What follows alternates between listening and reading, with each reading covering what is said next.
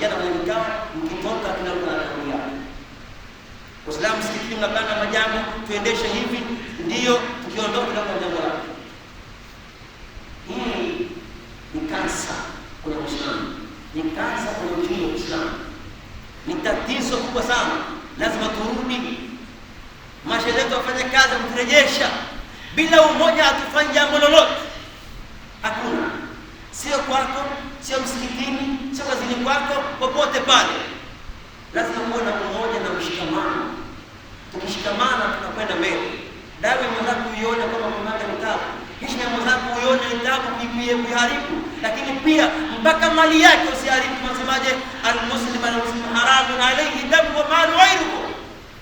Muislamu kumsema zake ni haramu vitu vitatu, mali yake asiharibu, damu yake asimwage, na heshima yake asiharibu. Lakini kama hakuna umoja, ndio heshima zake. Hakuna umoja, damu zake zitajali vipi? Hakuna umoja, hawezi kufanya chochote.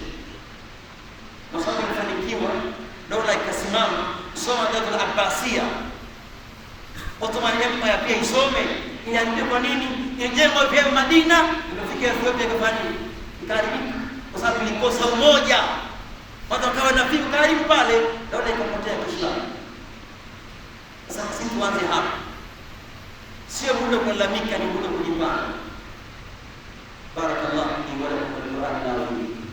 Wa nafa'ana lakum ayatan min hakim. Aqulu qawli hadha fastaghfiru innahu ghafurur rahim. Aqulu qawli ibadallah. Jicho la imani hapa ZDH TV, maarifa wa umma.